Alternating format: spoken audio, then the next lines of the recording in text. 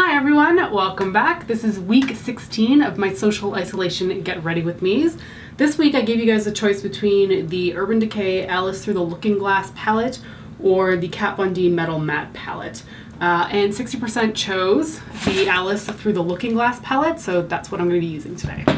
I don't remember exactly when this palette came out, but I know that I did buy this one for myself. My friend Haley, I believe, picked it up and she just was wanting to declutter her stash, so she offered it to me. These are the colors, and obviously I'm going to be sticking to the colorful stuff just because I don't find like the browns and the grays that inspiring. But we're going to do something with like the blues and some of the pinks. Some of the pinks, it's really only just one pink. Anyway, let's get into it. So this was kind of a broken up week.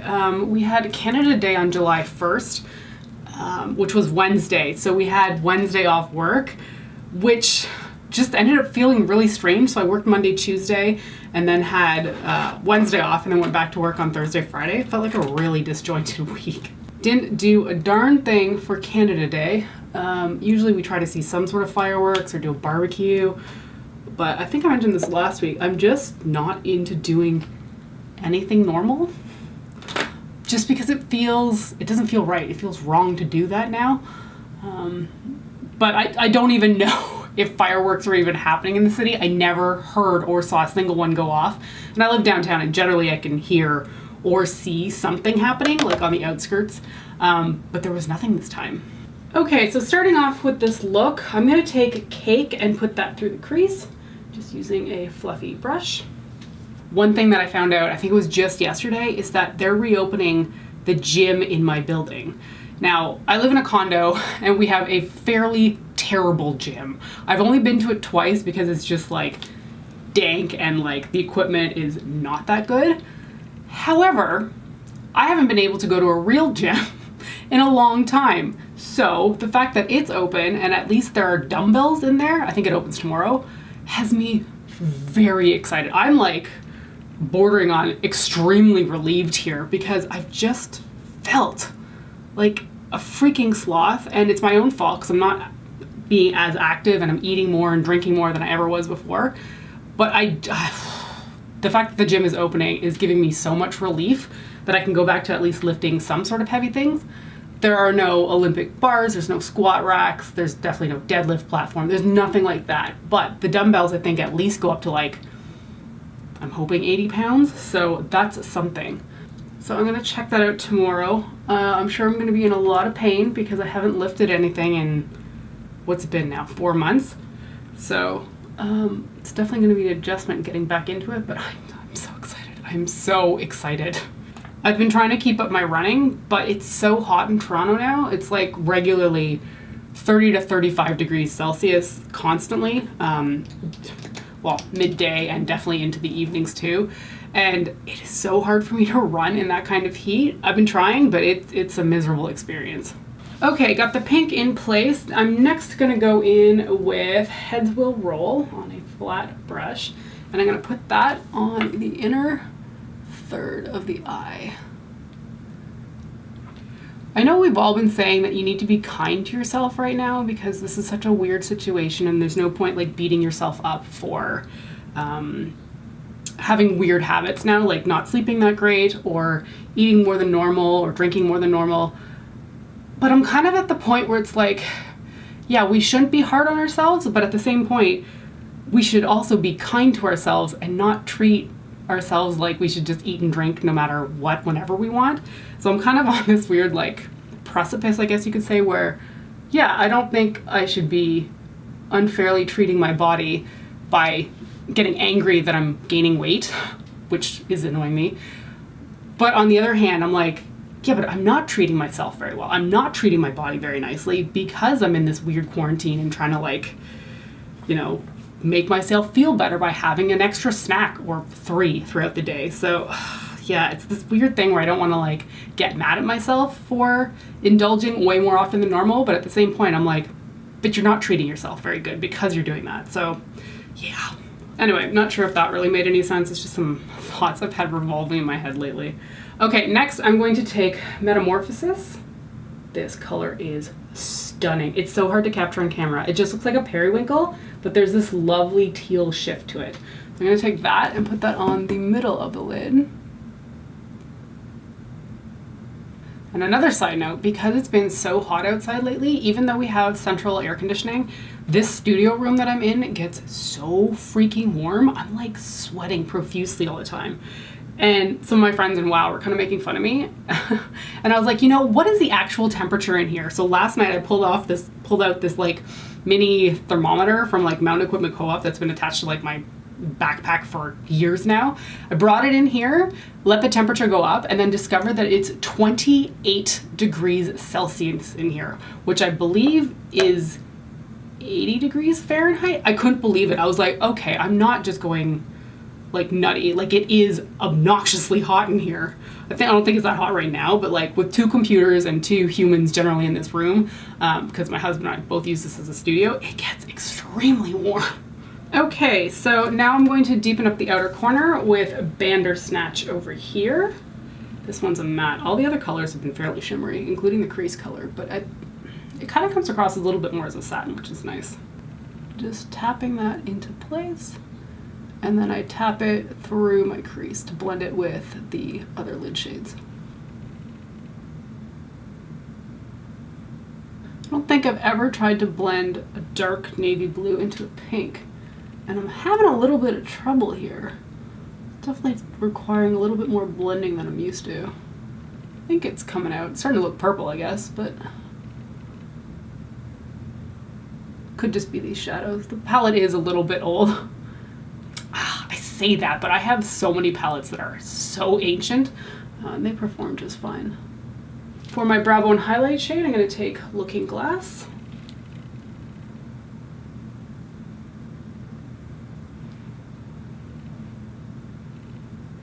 Actually, you know what? I want more of that pink. I'm gonna take Cake on a smaller brush. This might be a little bit too precise, but let's see what happens. I just want to bring it down here.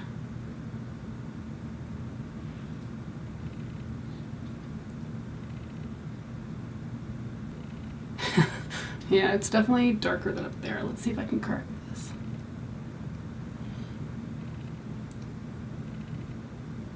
Got a bit of a hollow right here, and that's kind of what I just wanted to follow. I don't normally do that. Just trying something new. Okay, then for inner corner, I'm going to take Lily over here, which is a duochrome. It just looks cream in the viewfinder, but there's a pink reflect to it. I'm just going to put that on the inner corner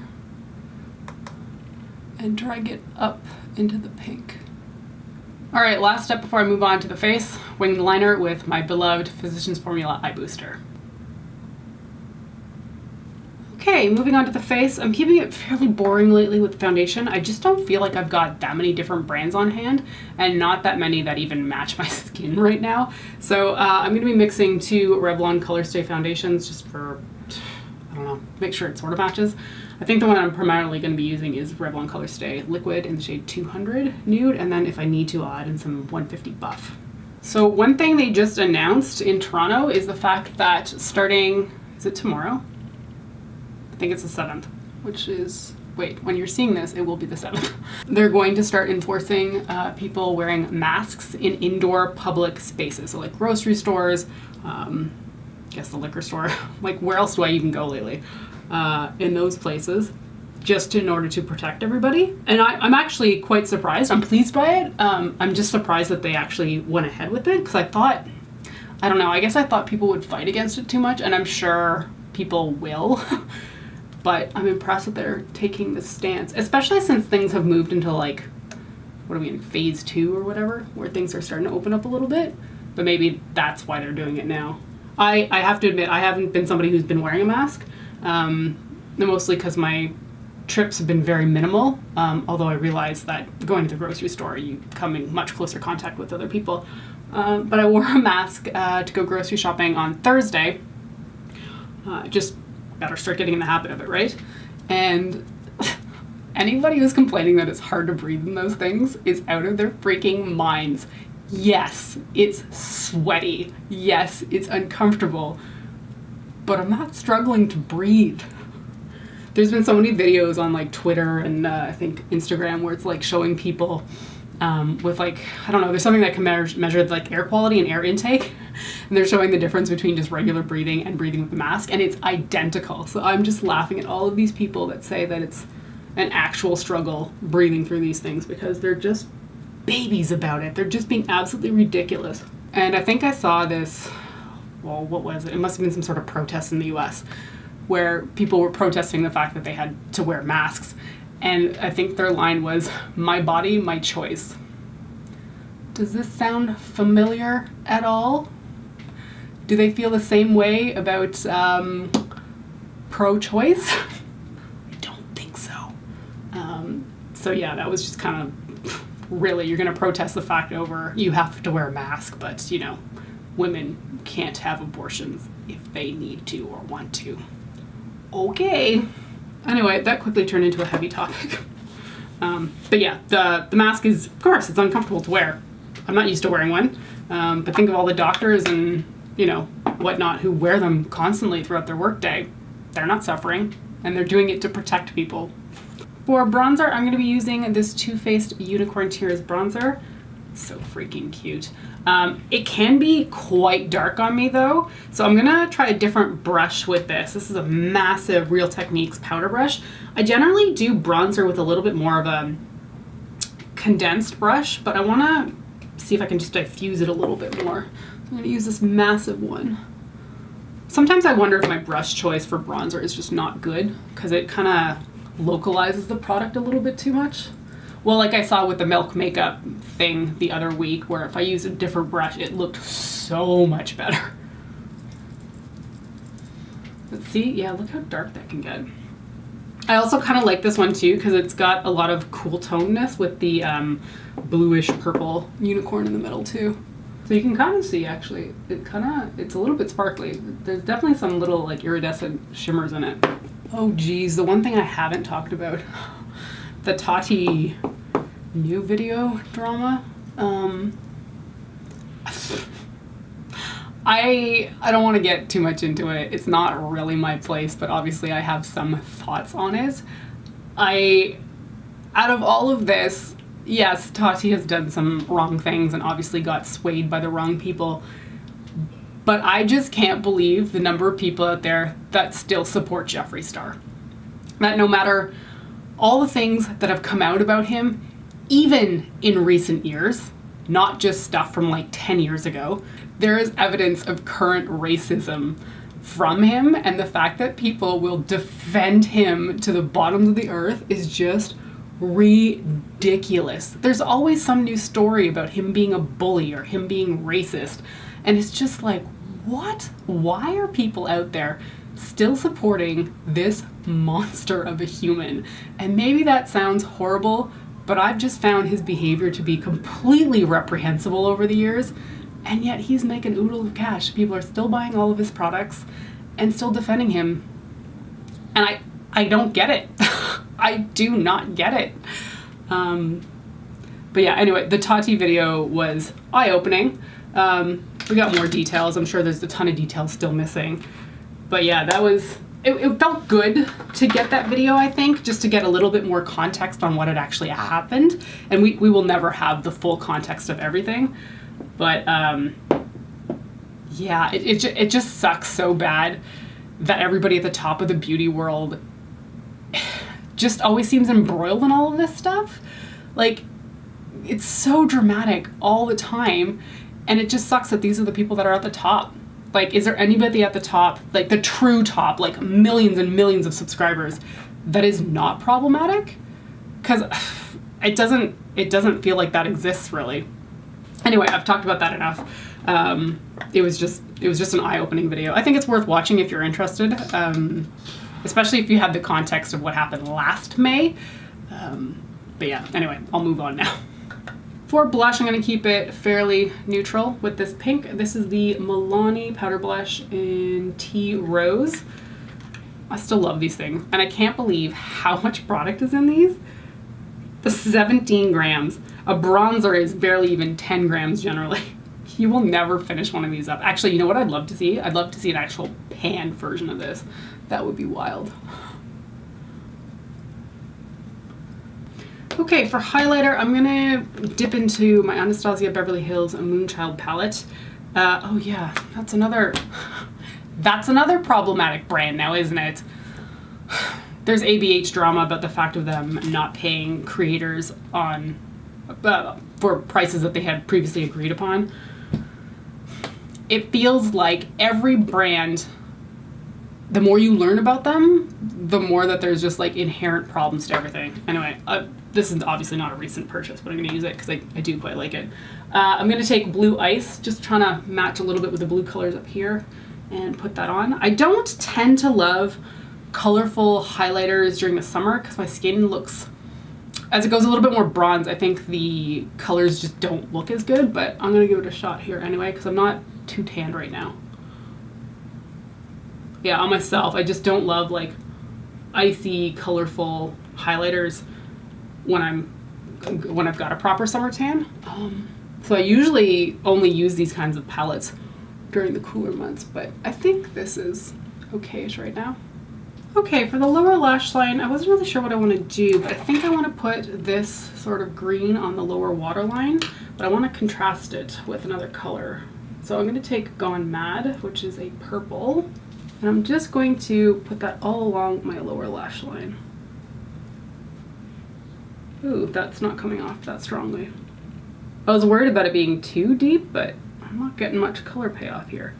Maybe I need another blush. Let's try something a little bit more precise.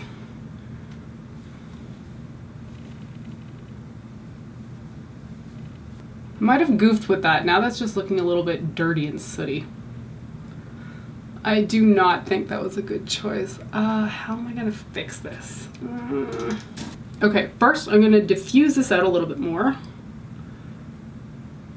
just so that it pales out.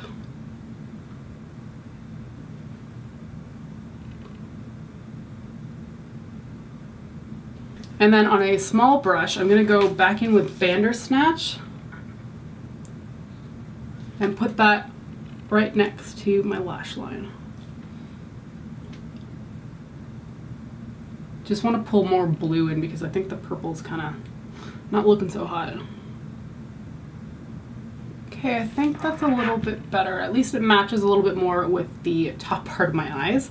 And to finish that off, I'm going to add this NYX Off Tropic Pro Liner in the shade So Fresh.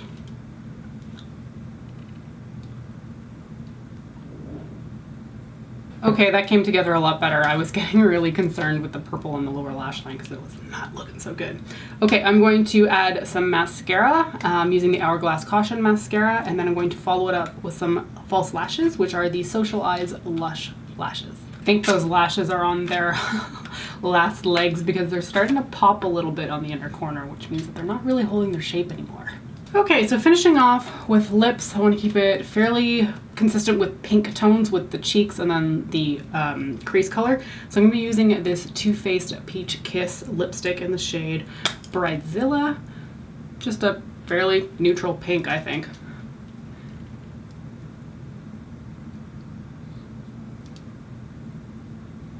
But what I'm going to do after putting it on like that is I just want to blend it out a little bit because I don't want it to be too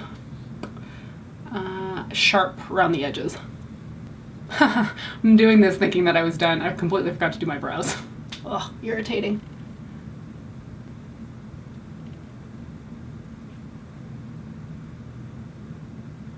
Okay, there we go. Now my brows are on. Feels a little bit better. I hate when you forget like a step in your routine and then like later on you're like, oh no. Like I've forgotten to put mascara on. Not a lot of times, but enough times that I'm like, oh, this looks really bizarre if I have like full eye makeup and then no mascara on. Okay, so that is it for the final look. I really like how this came together. This is definitely a color scheme that is right up my alley. Any kind of like pink crease with a bunch of purples and sort of teals really, I think, looks quite nice. And it was nice to play with this palette too. I am drawn to this palette quite a bit because of the colors, but it's funny, there's so much neutral in here. Like this whole row is neutrals and then there's two more browns and then Yeah, it's funny. It's just one of those ones that there's a significant chunk of color in there, but I'd say that the bulk of it is quite neutral. Anyway, I grabbed the colors that I really enjoyed for this one. So that's going to be it for this week's Get Ready With Me. Thank you so much for joining me this week, and I will see you next time. Bye.